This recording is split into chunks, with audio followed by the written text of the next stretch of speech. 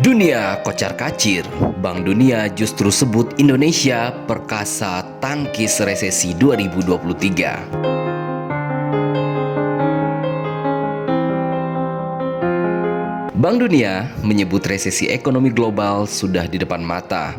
Bahkan, Bank Dunia pesimis negara-negara di dunia tidak akan bisa menghindari ancaman kemunduran roda ekonomi tersebut. Presiden Bank Dunia David Malpass mengatakan resesi ekonomi kali ini disebabkan oleh inflasi yang melonjak tajam di berbagai negara atau disebut juga dengan istilah stagflasi.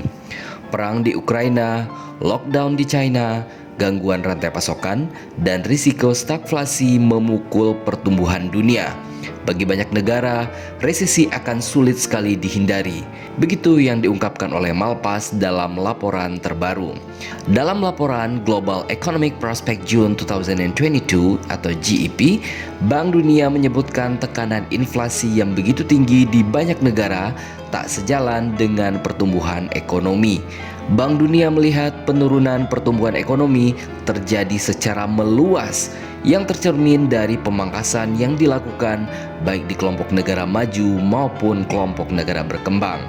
Proyeksi pertumbuhan ekonomi pada tahun ini untuk zona Eropa yang merupakan epicentrum konflik geopolitik mengalami revisi ke bawah dari 4,2% menjadi 2,5%. Perkiraannya, pertumbuhan Rusia diprediksi mengalami kontraksi 8,9% dan Ukraina mengalami kontraksi 45,1%. Pertumbuhan ekonomi dua negara raksasa dunia, yakni Amerika Serikat, juga dipangkas menjadi hanya 2,5% saja, serta Tiongkok menjadi 4,3% pada tahun ini. Kemudian, negara berkembang juga mengalami penurunan proyeksi ekonomi.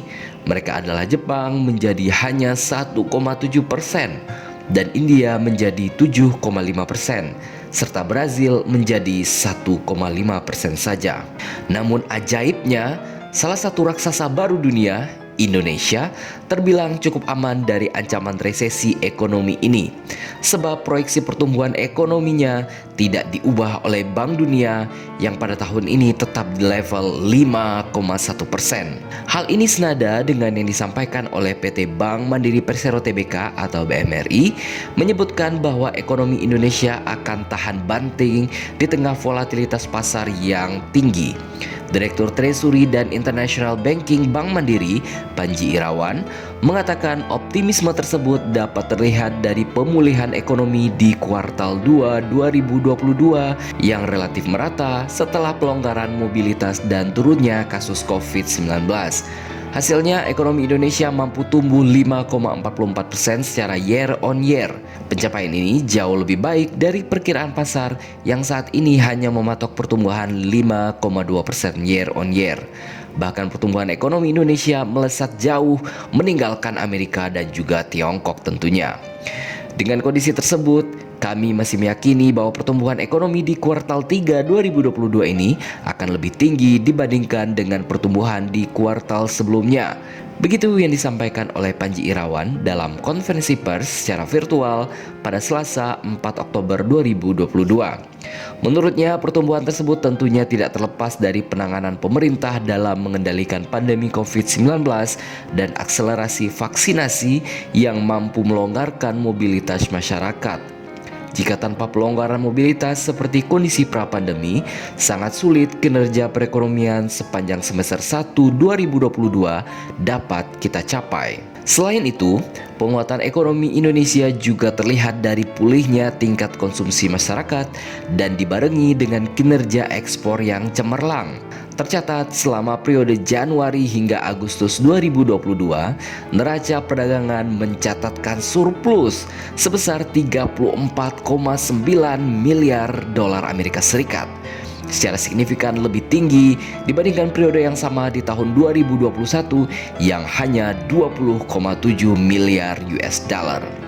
Meskipun demikian, memasuki kuartal 3 2022, ekonomi Indonesia masih harus menghadapi tantangan yang cukup besar, yaitu gejolak ekonomi dan geopolitik dunia yang berdampak pada ekspektasi stagflasi kepada negara-negara maju.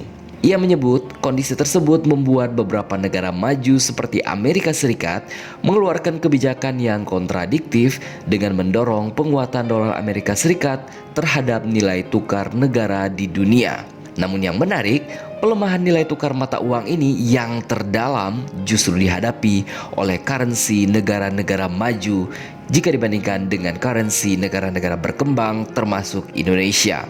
Kemudian, meskipun inflasi di bulan September 2022 berada di level 1,17% secara month on month atau sebesar 5,95% secara year on year karena kenaikan harga energi. Namun, inflasi secara year to date atau YTD relatif rendah dibandingkan dengan negara lain, yakni hanya 8,84%. Ia mengungkapkan, inflasi pada Oktober hingga Desember 2022 nanti diperkirakan akan melandai, sehingga inflasi akhir tahun 2022 masih akan sesuai dengan prediksi tim ekonom Bank Mandiri, yakni hanya di kisaran 6,27% saja. Di samping itu, pemerintah akan bersinergi dengan Bank Indonesia untuk terus berupaya menjaga inflasi pangan berada di level stabil. Tujuannya agar daya beli masyarakat tetap terjaga hingga akhir tahun.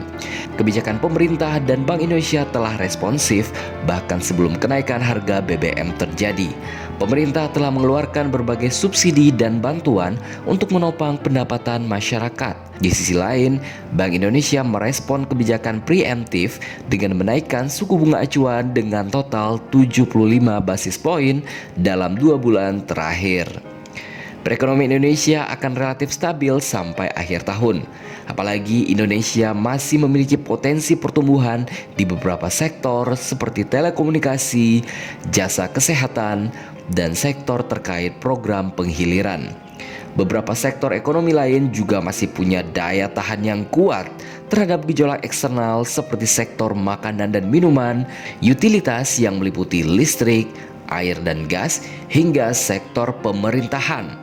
Sektor komoditas sejatinya masih punya prospek baik dan menguntungkan bagi bisnis Indonesia.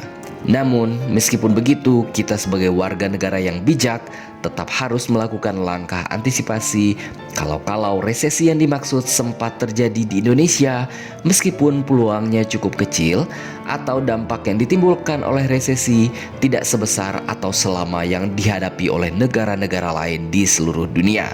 Sejumlah ekonom menyarankan agar masing-masing kita melakukan langkah-langkah sebagai berikut. Yang pertama, minimalisir pengeluaran yang tidak penting. Jika pada kondisi ekonomi normal bahkan positif, masyarakat tidak ada rasa beban membelanjakan pendapatan untuk kebutuhan yang bersifat hiburan seperti belanja, berlangganan layanan streaming atau menonton konser. Namun adanya ancaman resesi tahun 2023 mendatang, sebaiknya kebiasaan itu perlu diminimalisir atau ditunda untuk sementara waktu. 2. Jangan panik terhadap investasi. Saat orang-orang secara masif menjual portfolio investasi mereka karena membutuhkan dana segar, maka tren tersebut sebaiknya dihindari. Sebab di awal saat menginvestasikan dana, kamu sudah lebih dulu menelaah kinerja perusahaan tersebut. 3. Mulai pelajari keahlian baru. Cara menghadapi resesi 2023 yang bisa kamu lakukan selanjutnya adalah mulai mempelajari keahlian baru. Mau tidak mau menghadapi resesi, kita semua harus terus mengembangkan diri. Pepatah bijak mengatakan semakin banyak kamu belajar, semakin banyak kamu menghasilkan. Keahlian baru juga memungkinkan kamu mendapatkan pekerjaan baru yang bisa jadi menghasilkan gaji yang lebih besar. 4. Cari alternatif penghasilan tambahan di luar gaji pokok. Cara menghadapi resesi 2023 yang perlu kamu lakukan selanjutnya adalah mencari alternatif penghasilan tambahan di luar gaji pokok. Masyarakat bisa memulainya dari memanfaatkan hobi untuk mulai berbisnis dan menghasilkan pemasukan tambahan.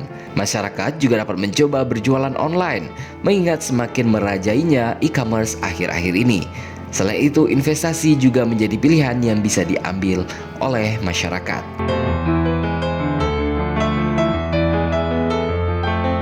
Lalu, bagaimana menurut pendapat Anda?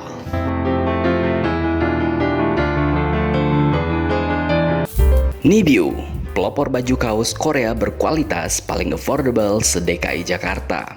Jadi dengan uang Rp35.000 saja, kalian sudah bisa banget memiliki satu dari lebih dari 80 jenis koleksi baju kaos dari Nibiu.